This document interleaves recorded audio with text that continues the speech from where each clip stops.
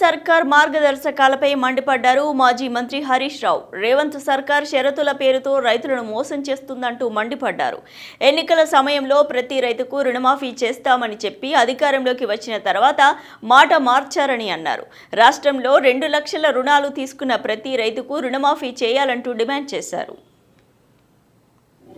Ration card అదే విధంగా మన పాస్బుక్ మూడిట్లలో డేటాను ఒకటిగా ఉందా లేదా చూసిన తర్వాతనే ఇస్తారట. అంటే వాళ్ళు ఎక్కడ మ్యాచ్ కాకపోయినా ఆయనకు రాదన్నట్టే కదా.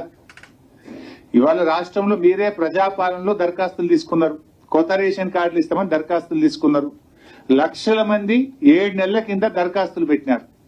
7 నెలల నుంచి మీ దగ్గర దరఖాస్తులు పెండింగ్ లో ఉన్నాయి. మరి ఆ కార్డులు ఇచ్చుంటే మరికొన్ని లక్షల మంది రైతులు ఇలా అర్హులు అయ్యేవాళ్ళు కదా. 7 నెలల కింద ప్రజాపాలనలో కొత్త రేషన్ కార్డులు ఇస్తామని దరఖాస్తులు తీసుకుంటారు. ఈ రోజు వరకు కార్డులు ఇవ్వకపోతుంది.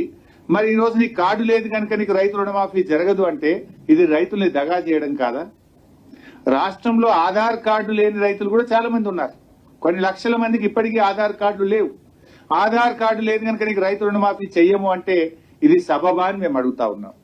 అంటే నీకు ఆధార్ కార్డు లేదు, నీకు రుణమాఫీ లేదు. నీకు రేషన్ కార్డు లేదు, నీకు రుణమాఫీ లేదు. నీకు రేషన్ కార్డు ఉంది కానీ తండ్రితో కలిసి ఉన్నావు కనుక నీ తండ్రికే ఇస్తాం, నీకు రుణమాఫీ లేదు. ఇది వడపోతల మీద మీరు ఎక్కువ దృష్టి పెట్టినారు, కోతల మీద మీరు ఎక్కువ దృష్టి పెట్టేటువంటి ప్రయత్నం చేస్తున్నారు. అప్పు ఇవ్వడానికి అవసరం లేని రేషన్ కార్డు అప్పు మాఫీ చేయడానికి మాత్రమే ఏమవసరం?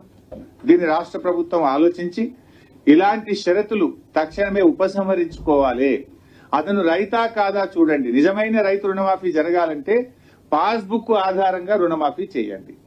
ఏ రైతు బ్యాంకులో అప్పు తెచ్చుకున్నా ఈ కుటుంబం అనే షరతులు తొలగించి, రేషన్ కార్డు అనే షరతులు తొలగించి, పాస్బుక్ ఆధారంగా బ్యాంకులో రుణం తెచ్చుకున్న అందరూ రైతులకు రుణమాఫీ చేసినప్పుడే రైతులు